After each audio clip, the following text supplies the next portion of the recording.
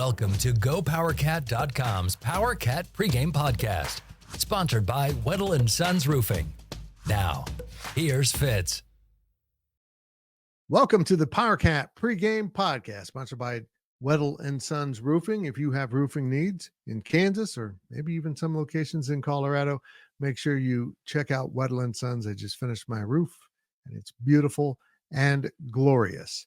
Well, this is a game I have been looking forward to. Colorado is back in the Big 12, and in my opinion, should have never left, but I understand why they did. But that didn't work out with the Pac-12, and now 4 Pac-12 schools have joined the Big 12, including the Buffaloes, one of the original Big 7 conference members. And I am fired up to be heading back to Boulder for another football game. I thought my days of covering sports in Boulder were done, but they're back, and it's going to be a beautiful day for some college football in Boulder, Colorado. But when the Buffs and Cats meet, it's going to be awful late.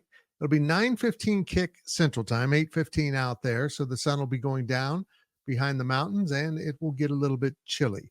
But it's going to be an awesome setting for some college football, and it's an awesome setting for some Big 12 football. Because as we know, the Big 12 never quite goes as you expect.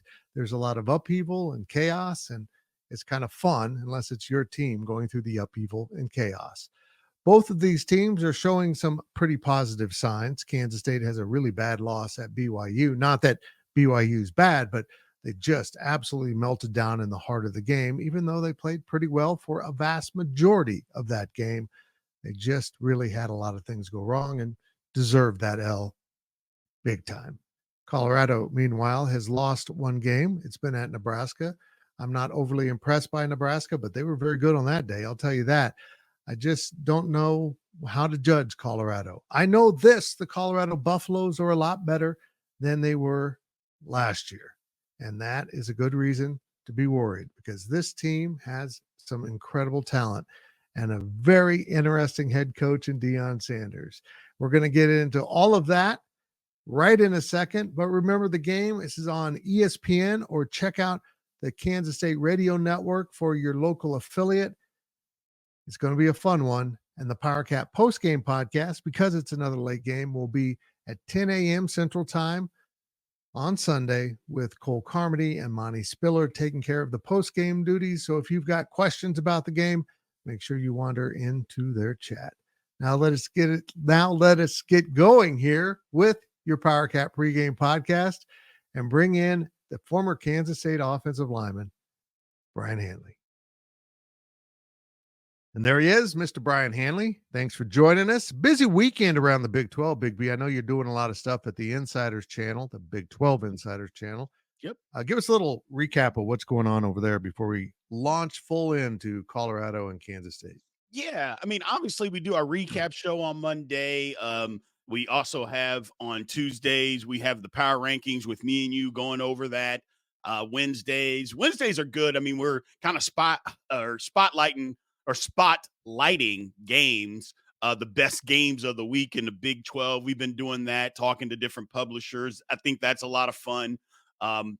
Thursday is the big day. I'd like to get more people watching it. It's a game day. We kind of go over some topics around the Big 12, do upset of the week, lock of the week, and then kind of spotlight games and pick those games. We don't pick all of them, but we pick some of them. That's really good with Alec Busey and Cody Nagel, who's a 24/7 national desk writer. Both guys very good, very knowledgeable about the conference. So we're doing stuff over there. So it's good time. It's good time. Really good time. A lot of big games in the Big 12 this weekend. Some really interesting matchups. But we're here to talk about Colorado and Kansas State. Brien Hanley, you played against Colorado. I think I've asked you on one of our other podcasts, but this is kind of cool. I'm feeling a little sentimental, even though Colorado was known as one of the more hostile environments in which to visit. Even if you were just a fan, you get talked to on the streets. But still, it's good to have the Buffaloes back in the conference. It feels like old school week. And I'm glad this series that goes way back to I think it was the Big 7. I'm glad this series is getting renewed. Yeah. I mean, look, first of all, for you guys that know me, you know I like hostile. Mm-hmm. I'm all in on hostile.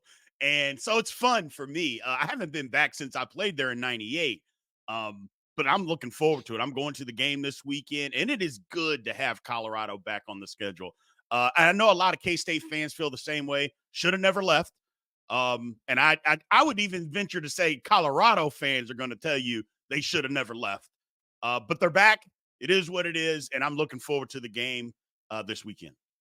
I am too, and it is an interesting game. Colorado played their best game of the season, maybe best game under Coach Prime, other than possibly that opener last season at TCU. But with that win at UCF, they established some confidence and they got a little cachet that people now believe in them a little bit more. Yeah. But when you look at UCF, you might think they were really good, and then you realize they haven't really beaten anyone. No. And I don't know what to think of UCF, but that's not much different than a lot of other teams in the Big 12. What do you see that victory doing for the Buffaloes? If anything, it gave them confidence because UCF was known as a running team, could run the football, had run the football, and they only outrushed Colorado by 49 yards in that game. And we know Colorado is not a big-time running football team. They don't want to run the football a lot. They just run it to keep you honest. That's literally what they do, just to keep you honest and to kind of trick you, when you think they're going to throw. And they usually only run it on first or second down. Usually on first down, they run the football, but they spread you out and then try to run it that way. And they only got outrushed by 49 yards, and they shut down what UCF was trying to do. So it gave them confidence in that manner. They forced 4 turnovers in that game. They capitalized on those turnovers. Look, winning on the road in this conference is tough. In any conference, it's tough to win on the road. Ask Alabama.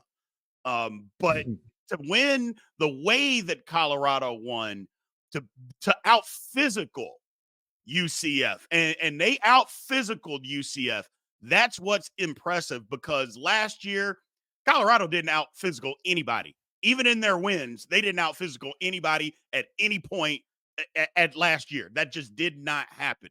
They did that to UCF, and I think that's where the difference in the programs from last year to this year is, and that's where they kind of get some of that confidence from, Fitz. Agreed.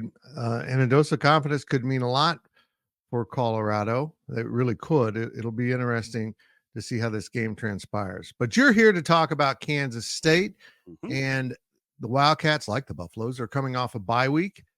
And before that, Kansas State played a pretty good game against Oklahoma State. But just as we question the UCF win, now we got to question the Oklahoma State win. Are they complete trash? I don't know, man. I can't figure this out, what's going on with Oklahoma State. But we're seeing signs of Kansas State, particularly on offense with Avery Johnson, settling into an identity.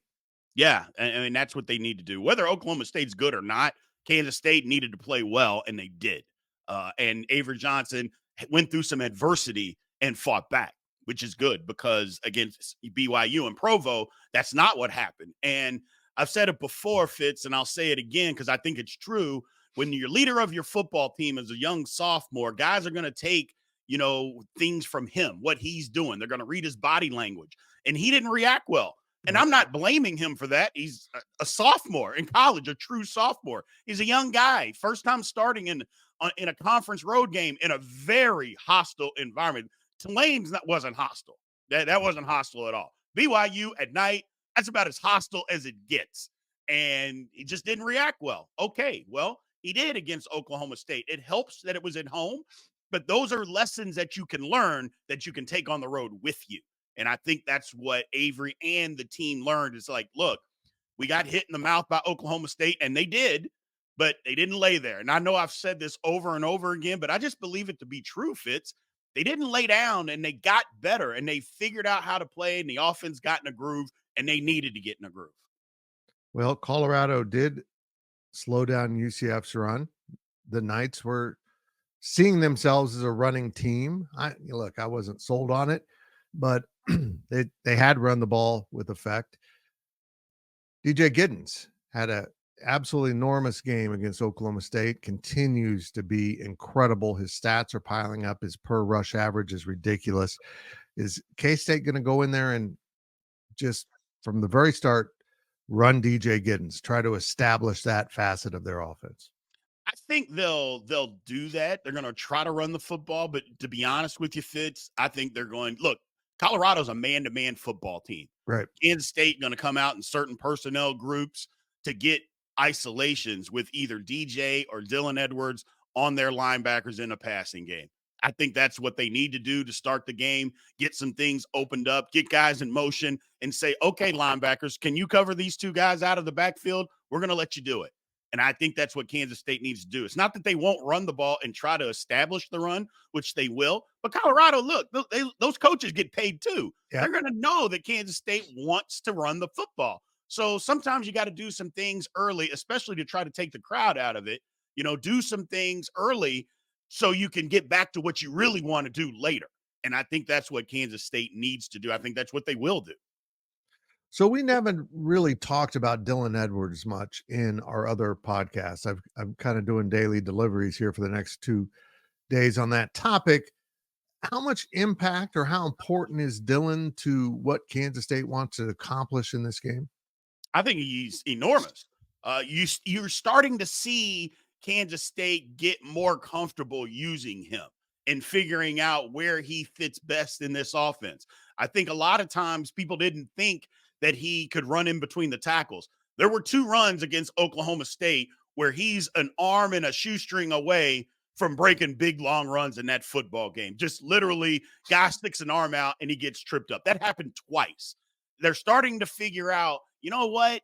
He's not just a gadget guy. We don't have to just use him as a gadget guy. We can use him to do a hell of a lot more, and they're starting to understand that. So I think he's very important. Kind of what I mentioned just earlier. Maybe I jumped the gun. I think Dylan Edwards, if you get him isolated on a running back or on a linebacker, he's winning. Yeah. And he's going to be able to catch the ball. So whether you want to run arrow routes, you want to run wheel routes, however you want to get him the ball in space, he's going to win that matchup. And like I said, Colorado is strictly a man-to-man football team. That's what they do.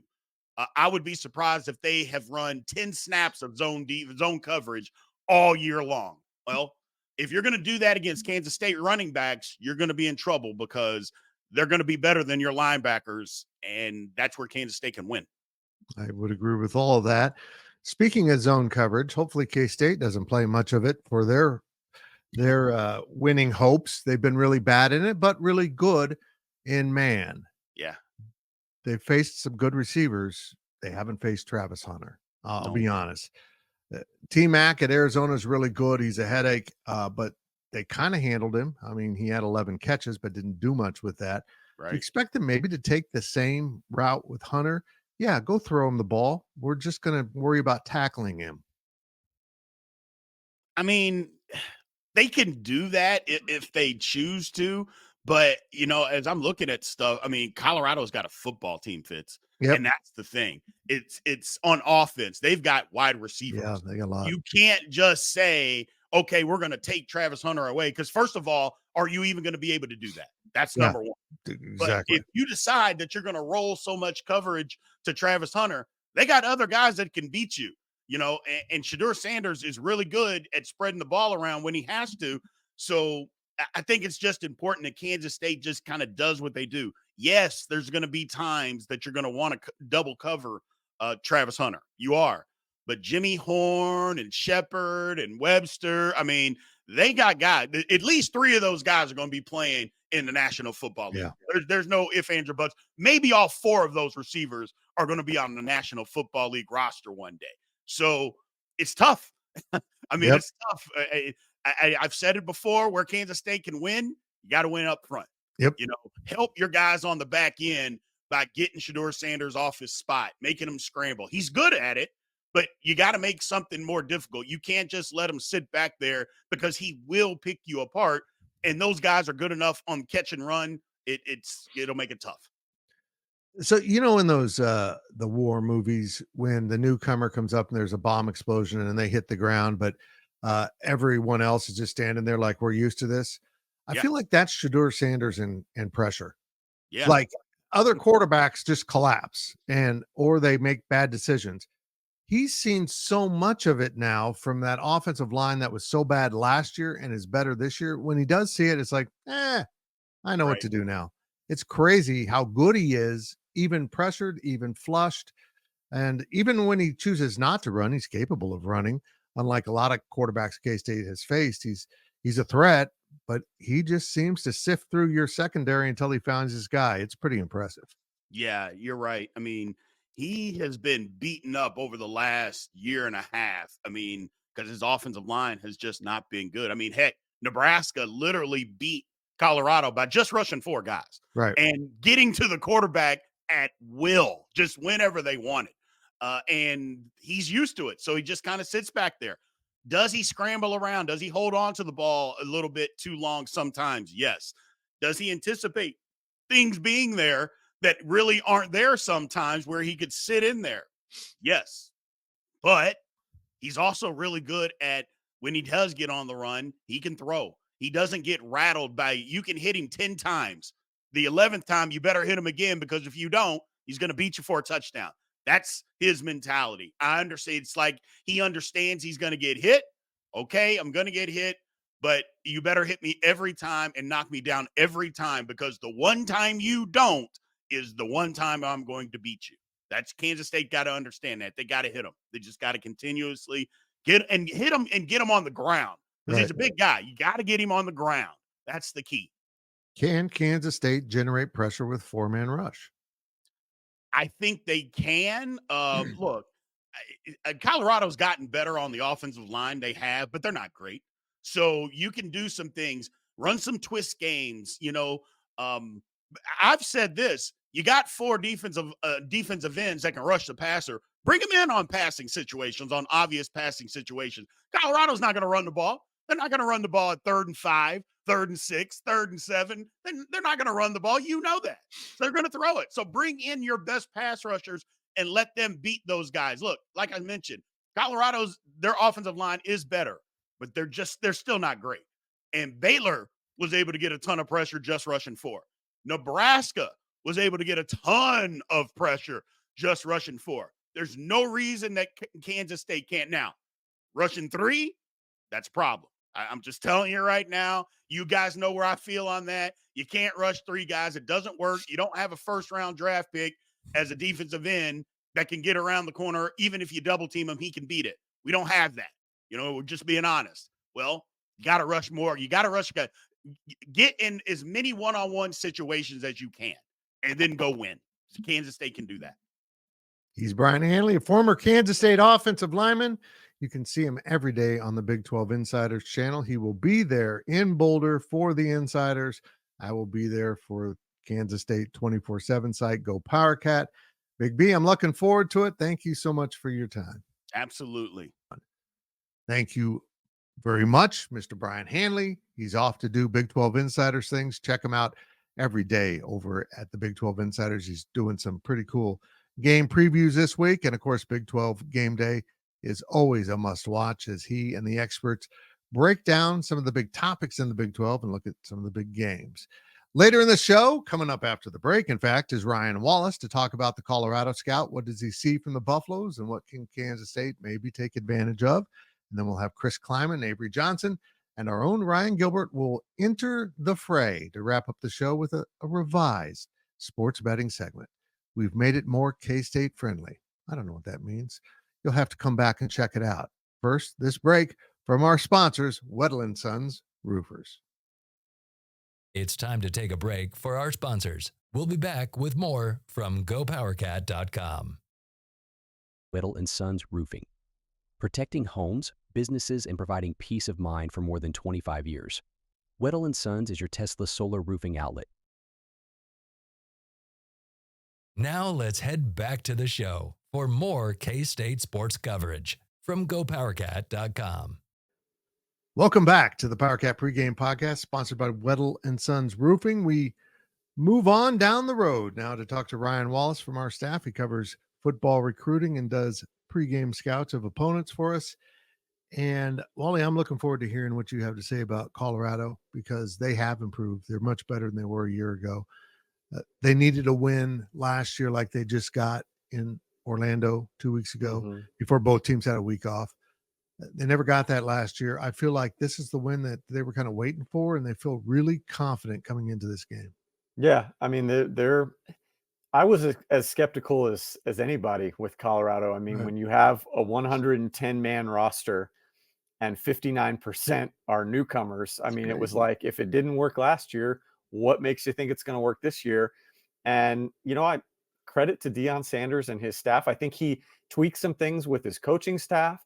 And I think they went in and kind of reevaluated who they were looking for at the portal, more kind of what roles they really needed to hit, and maybe honed in a little bit more on the types of individuals that, they were targeting there. Not just former 5-star guys, but maybe highly rated guys that had a hunger about them. And Mhm. we've seen that transpire over the course of this season, where they're playing harder, they're playing more physical, they're playing, I think you saw it at UCF, more collectively, especially on defense, Fitz, and obviously they're getting much better um, out of their offensive line, better production. It's still not great, it's still probably like, I've saw some buff podcasts that said it's still probably in C+ range, but when you go from F- to C+, that's big improvement. And all those little things are helping Colorado get more to where they want to be. I don't know if they've quite hit the expectation level that I think some of us might have carried for them when Deion Sanders was initially hired, but it's getting closer. Yeah. Okay, let's kind of start where you just ended, and something that Brien Hanley and I discussed. Yes, this offensive line was awful last year. Yes, it's better this year, but is it that much better?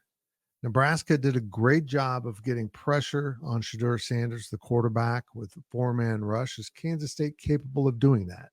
I think so. And I think, like, I heard you guys talk about it on the GoPowercat podcast this week. I think there's this yearning by some fans in the K-State world that kind of want that Felix, want that Mhm. Jordan Willis, that one guy that's just dominant. Yep. And again, I think maybe one of K-State's best attributes right now is they can get it from a number of different areas, and that keeps an offense like Colorado's off balance. They can't just prepare for one guy. It's not just Brendan Mott, and it's linebackers too. And when you look at what teams have done against Colorado this season and had success, North Dakota State had a lot of twists, a lot of stunts. And again, Fitz, if you don't think that Chris Kleiman has phoned Tim Polasek this past 2 weeks, you're sadly mistaken or naive if you think that hasn't happened. I guarantee you those two guys have talked. And you mentioned it. I thought Nebraska varied their pressure. And I went back and listened to what Matt Rule said in postgame. And he said they didn't really do anything, unique or new out of their comfort zone. They didn't blitz a ton. There was a little bit, but it was a lot of just multiple pressure. Exactly what Joe Klanderman has done Yep. this entire year. You want a 3-man front? Here's a 3-man front. Oh, we're going to give you a 4-man look. Here's 5 guys that are going to come up and pressure you. We're going to send you, Desmond Purnell off the edge. Here comes a corner. Here comes a safe. I mean, that is what I think you have to do to Shedeur Sanders. Yeah. Now, I will say, and you pointed out again on the podcast this week, he's pretty good at kind of just taking a beating, and he'll come back. It's kind of hard to rattle him a ton because, unfortunately for him, he's so used to being pressured. But I think that's what you have to do, and you have to continue to come in waves.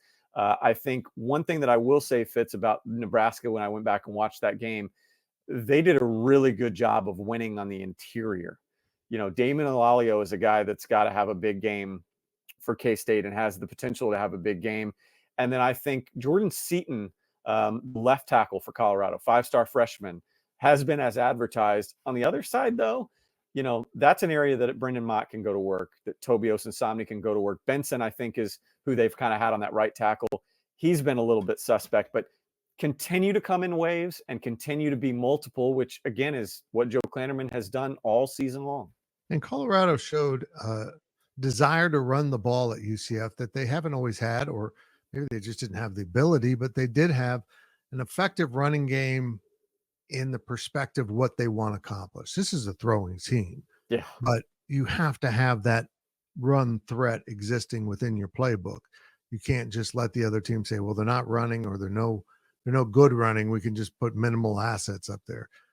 That kind of changes the game of Colorado when they show an ability to maybe break loose for some runs.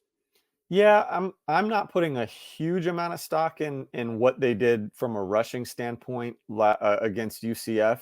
And if you talk to Oklahoma fans, they would say, yeah, Ted Roof, remember him? He was our defensive coordinator last year, and we fired him. That's kind of why. And you go back to UCF even without Ted Roof a year ago, and we remember what DJ Giddens did to UCF. So I'm not going to put a whole lot of stock. To me, the offense, as you said, comes down to an ability to really kind of stop the intermediate stuff. Yeah, And that's why, for me, K-State's linebackers are huge in this game. I mean, the agreed. safeties are going to be big, because this is such a good group of receivers. It's not Arizona. I think each of these guys is dynamic, is very speedy, very crafty and elusive. Arizona reminded me, they kind of had a guy that fit each role at receiver. And I think Colorado has three guys, and we've seen throughout the course of the year, 1 week it's Travis Hunter. I love Jimmy Horn Jr. He's Yep. done it. LeJontay Wester is really good. You kind of have to be balanced. But going back to the linebackers, this is huge for them. Pat Shurmur's offense is so much about these rub routes and these dig routes. Everything is kind of like maximum 10 yards. You think of Travis Hunter, you think of Jimmy Horn, and the plays you see on SportsCenter are these 80, 70-yard big plays. But the majority of this offense is kind of that dink and dunk in a way. It's that mesh stuff. They want to force your defense to have to communicate and pick up guys over the middle as they're crossing. I actually went back and looked at some stats on this. 89 of Shadur Sanders' 138 completions, Fitz, have been over the middle of the field. That's 65% of his completions. They're not looking in the flats. They're not looking towards the sidelines very often. If they are, they're going vertical. Everything is up the middle of the field, and usually kind of in that intermediate, I would say, just beyond your linebackers, just in front of your safeties. That is where they kill you. They want you to have, again, miscommunication amongst your secondary, and get Jimmy Horn, get Travis Hunter, and those guys in the open field and let them be dynamic. That's where the linebackers have to cover really well. But again, like we said, with pressure, it's also going to be a huge day for Desmond Parnell, for Austin Romaine, Austin Moore, for those guys when they are called to be part of a rush package and a blitz. They've got to get home too. There are a lot big kind of assignments for the linebackers, I think, on Saturday night. We know this team, Kansas State, isn't very good in zone, but it sounds like you expect them to play some zone. I would think that that's maybe the way to go. I think Nebraska did some stuff that was one-on-one man coverage. I kind of like zone a little bit in terms of making Shadur Sanders be able to find those pockets under duress.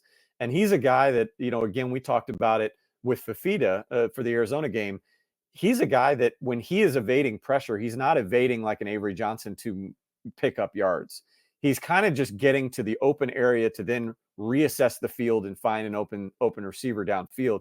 And so again, asking a Jacob Parrish and a Keenan Garber and those guys to stick for so long on in man coverage makes me a little nervous, because we've seen those breakdowns already this season. I think having zone will allow you to not have to cover as long and force, again, Shadur Sanders and those receivers to find the open pockets, which, again, under duress and stuff isn't as easy as it can be to find those under duress looking at man coverage. Okay, let's flip it over now.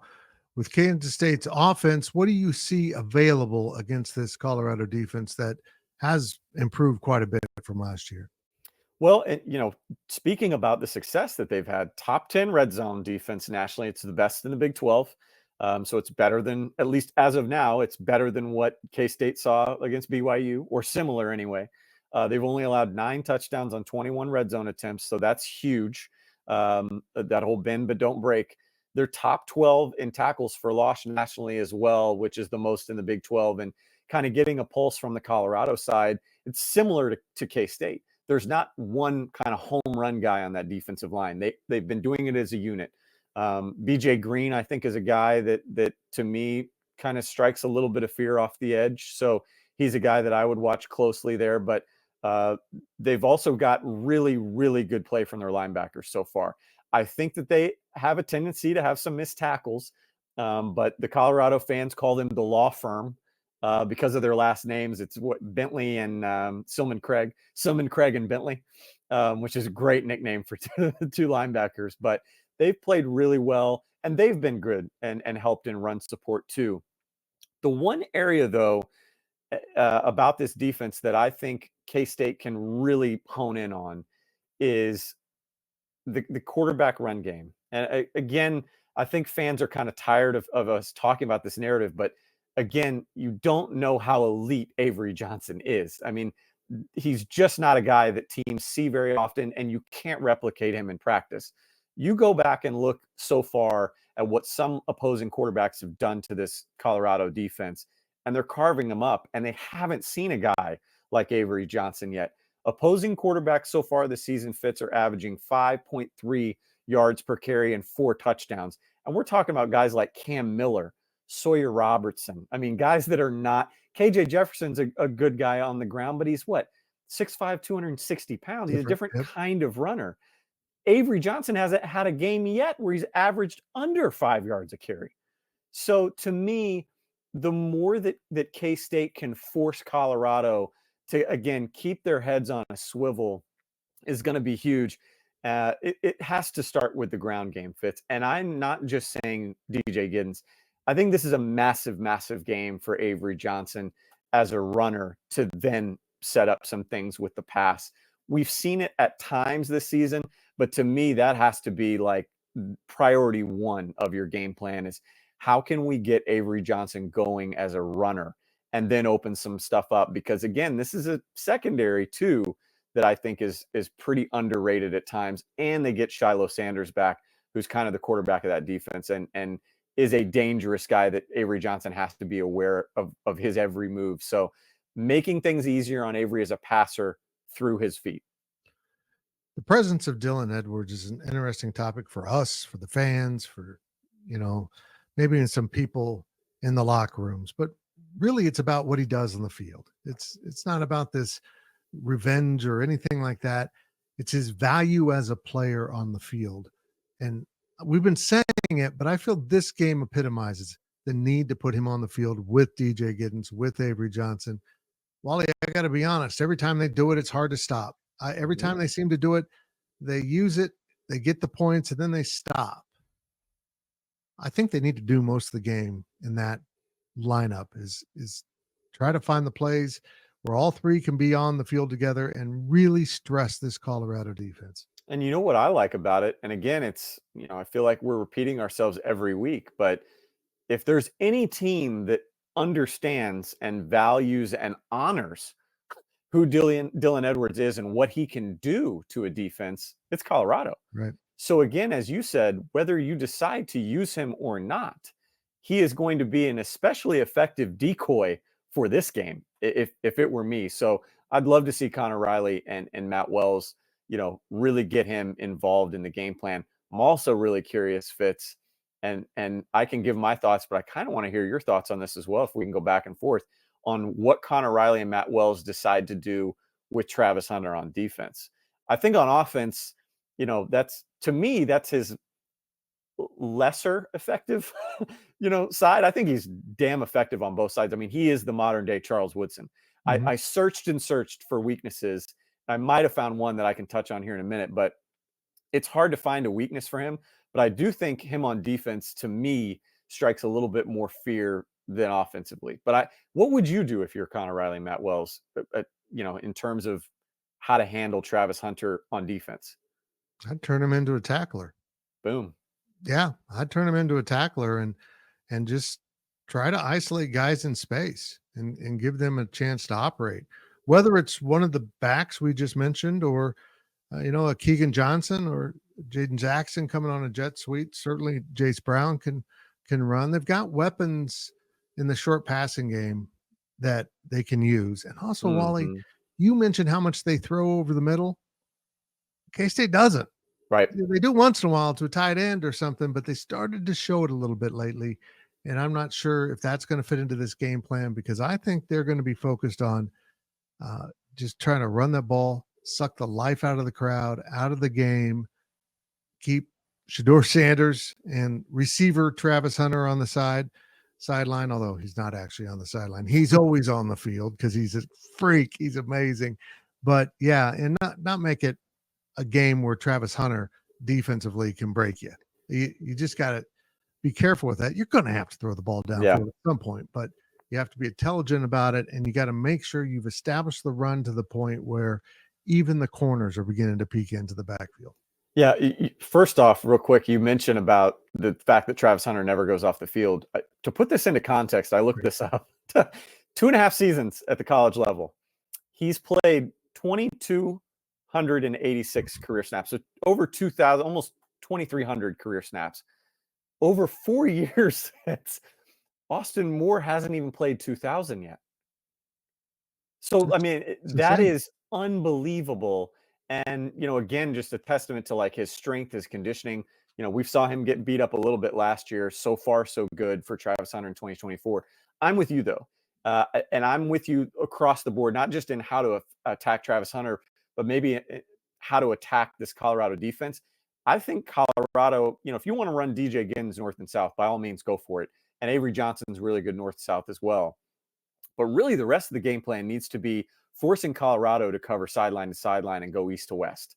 And I think that will, in turn, I think that limits the downfield threat, because I talked to some FBS coaches this week, Fitz, and just asked them if they were in K-State's shoes, what would they do with Travis Hunter?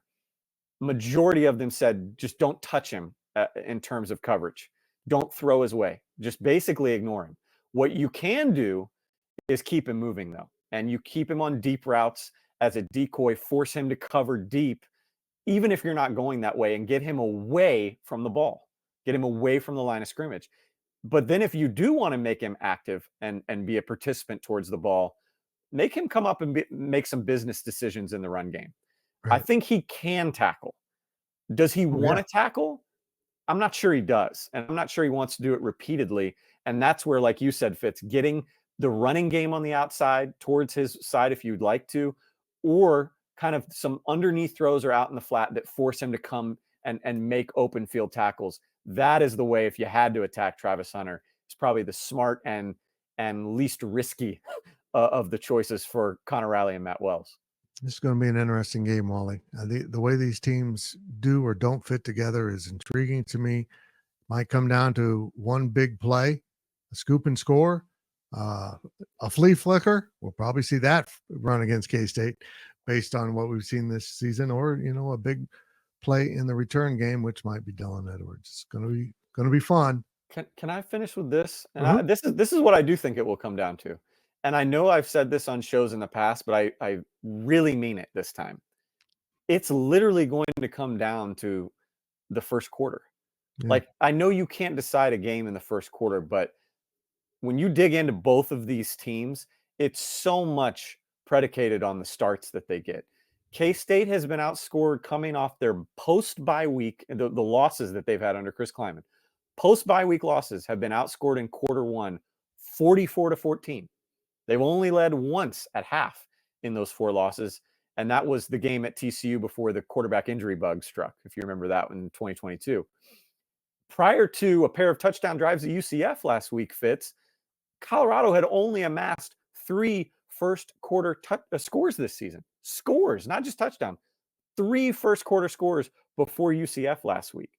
They don't like to come from behind just as much as I don't think K-State likes to come from behind. Colorado is so much on momentum. They're about emotion. And I think K-State is just built in terms of their blueprint on getting up and then being the more physical team, controlling time of possession, those things. You have to get up early in this game and do all the things differently that you didn't do at BYU in terms of, maximizing every possession on offense, finishing with points, and doing it early rather than later. So much to me hinges on quarter one in Boulder. Very good. I agree with all of that. He is Ryan Wallace. He's been with GoPowercat a very long time, and go check out his work at GPC. And of course, he's always on top of recruiting. Wally, thank you very much. Thank you, Fitz. This break, we will return with Chris Kleiman and Avery Johnson right here in my studio. No, though, we've got video of them from Monday's press conference. Ryan Gilbert, who's not allowed in my studio, will also help us wrap up this show as we continue our preview of the Cats and Buffaloes, a rivalry rejuvenated. We'll be right back. It's time to take a break for our sponsors. We'll be back with more from GoPowercat.com. Whittle & Sons Roofing. Protecting homes, businesses, and providing peace of mind for more than 25 years. Whittle & Sons is your Tesla solar roofing outlet. Now let's head back to the show for more K-State sports coverage from GoPowercat.com. So what are your biggest concerns with the Buffaloes? There's a lot of concerns that we have. Obviously, go to the offensive side, and I think Sanders will be the first quarterback picked off the board. He should be. In the film that I've seen of a lot of the top guys, I think he's an excellent thrower. You can't really confuse him. I've seen a lot of different teams try to manipulate coverage and disguise, and he does a really good job pre-snap to post-snap. And he can make all the throws and has a lot of guys to throw the football to. And then on defense, they're going to be aggressive. We're going to see probably a lot of man coverage and some pressure, and so we have to be able to win in man coverage, and we have to be able to find ways to run the football. What does this game mean to this team? I think it means a lot. Just it's obviously we want to look at it like another week, but we know how talented of a team Colorado is, and coming off a bye week, we should be very well rested to be able to go out and put our best foot forward. So I think it means a lot just for where we kind of set ourselves in the Big 12 moving forward, and we don't want another conference loss. I expect you to say anything that Dylan shared with you in confidence, but does Dylan coming from Colorado add a little sauce to this recipe?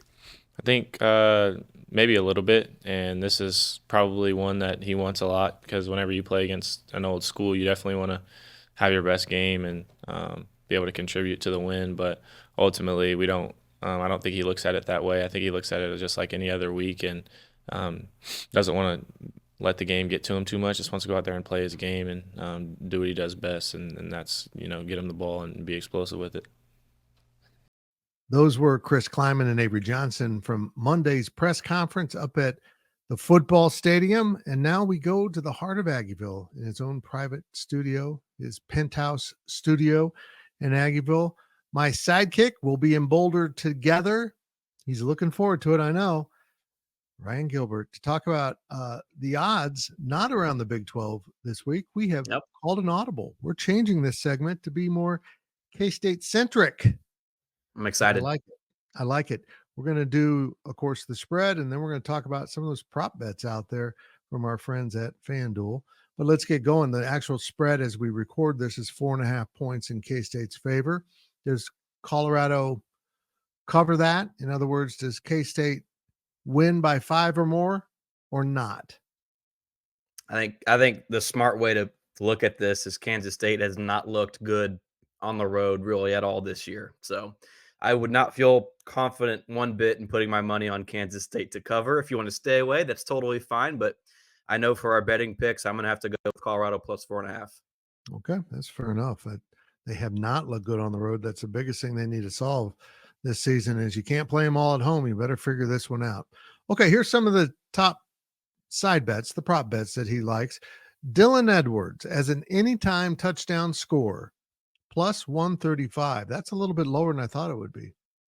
Well, I'm surprised. I mean, I'm not surprised, but I would be glad to get plus money on Edwards in a game like this. Yeah. Coming out of the bye, whatever the reason was that we didn't see as much Dylan Edwards as we would have liked, whether that was, not getting the playbook all the way or them wanting to ease him into things or they're trying to hide Dylan Edwards, whatever that reason may be. I think after that bye, this truly is the time, and we've been saying this for weeks now, Fitz, but this truly has to be the time to let Dylan loose. And, we know the storyline with him playing his former team to get him into the end zone at plus money. I like that. If you also are feeling frisky, he's at plus 1,100 to score the game's first touchdown. Maybe make a statement on the opening drive, some sort of gadget play, some trickery to Dylan Edwards, get him in the end zone, quiet that crowd, set the tone in that game. Not saying you should bet this, but it's fun to look at with Dylan Edwards. I would agree. Now, Kansas State has played 4 tight ends this season, which is remarkable. If you're familiar with the recent history of K-State football, you were lucky they were playing one. But now this offense leans on these tight ends quite a bit. And the biggest of them, and I think maybe one of the best players at that position on this roster, is Garrett Oakley. He finally got his first touchdown of the season against Oklahoma State. But all 4 of those dudes that have played have scored a touchdown this season. One receiver has done that, by the way. And Garrett Oakley as an anytime touchdown scorer is plus 460. I like this one a lot. Yeah, I think this is kind of skewed really with, you look at Braden Lofton and Will Swanson, they both scored twice. And so with all due respect, I think Garrett Oakley is the number 1 tight end on this team. We talk about the bye week. Oakley's been a little banged up. Give him a week off to rest. I think he's going to, and I wouldn't think twice if you bet his receiving yards or anything like that revolving around Oakley. But for him to get into the end zone, some really good value there, plus 460. I would agree. DJ Giddens, over under 97.5 yards rushing. Look, I think he's not done that once this season, and that was mostly because of game plan. I think K-State plans to run the ball. So unless Colorado absolutely takes it away, which nobody else has been able to do, and that would be a heck of a statement by the Buffaloes, I think he would cover this. He kind of goes over 100 almost every time. Yeah, you go back to last year too. He's historically, this is a good number for him to get over. He hasn't done it twice this year, Fitz. The first time was against Arizona, but with K-State building a nice lead early, didn't have to really rely on DJ Giddens much. And then against BYU, K-State was not only playing from behind, but playing behind by a lot in Provo for the entire second half of that game. And so they had to throw the football, couldn't really do what it wants to do running. And so other than those 2 games, he's hit at least 100, or he's hit this 97.5 in 3 of the 5 games this year. And unless things kind of go south or something goes crazy in this game, maybe he doesn't get as many touches, but DJ Giddens shouldn't really need any sort of endorsement from me or you. No. Shedeur Sanders, the juice in their juice box. I don't know. I just made that up. It's good one. It wasn't good. It wasn't good at all, but he is a whale of a quarterback, and they've got him at the over under 2.5 passing touchdowns. 2 would be impressive. 3, I feel like would be normal. I would take the over on this because they typically score through the air and someone's got to throw it. Maybe him, probably him. What are your thoughts? I would think. But yeah, I mean, Fitz, I check me if I'm wrong here, but a flea flicker counts as a passing touchdown for the quarterback, right? Mm-hmm. So I know that we can't get I couldn't find one for that, Fitz. I know you really want that, but I think Colorado, with the secondary issues that K-State's had, I'm not saying it's going to be every single play. It's just a deep ball, but I'd be very surprised if Colorado does not take its shots based off of what it has seen off of K-State's film this year. I mean, again, like I said with Giddens, he's just a good player. Shedeur Sanders is regarded as maybe the best quarterback in the country, right? And so he's obviously a great player, but pair that with K-State's secondary, I think they're going to find some opportunities to take their chances, try to hit that home run play, and that, of course, would result in a touchdown. But even if not, they don't get those huge plays, I think that this offense for Colorado still is going to move the ball down the field. So I know we're probably going to have some Buffalo listeners like we've had throughout the week on our shows. Like, this one's for you. I'm picking one for an over on a Colorado player. So you're welcome. I would agree with that. Kansas State receiver Keegan Johnson, over 30.5 receiving yards in the game. That's a low number, but Kansas State's passing game to receivers has not been overly productive. Why'd you include this one, and what do you think?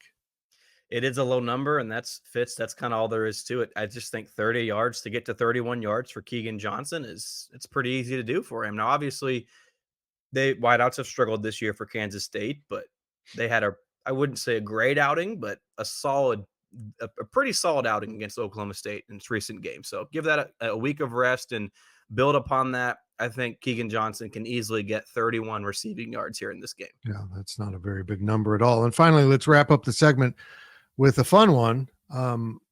This doesn't happen very often, but it happened this season.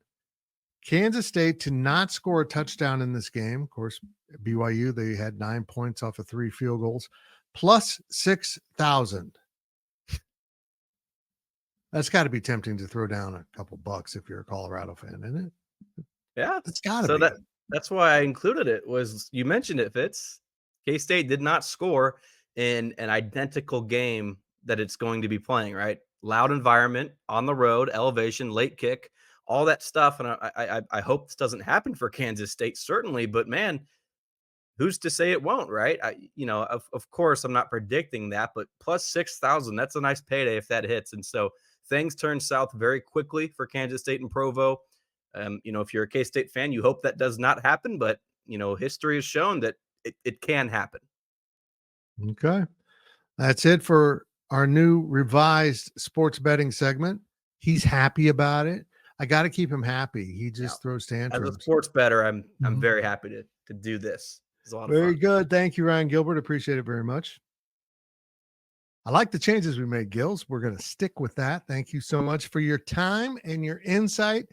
You deviant, which I mean as an expression of love. It's the Cats and Buffaloes, 9:15 Central Time at Folsom Field in Boulder, Colorado. It'll be a very interesting matchup between two confident teams that believe they're poised with a victory in this one to contend for a spot in the Big 12 championship. We'll see how that all plays out as the season goes, but for now, we got to focus on Saturday and also Sunday morning when we will drop our Powercat postgame podcast. It'll be live on YouTube and X if you want to join Cole Carmody and Monty Spiller for that game wrap-up. And this pregame show is now wrapped up. We appreciate you listening or watching or however you consumed this content. I am Tim Fitzgerald. I'm headed to Boulder, and I'll see you at Folsom Field if you're going to. Thank you for watching GoPowercat.com's Powercat Pregame Podcast, sponsored by Weddle & Sons Roofing. This has been a GoPowercat.com and Spirit Street production.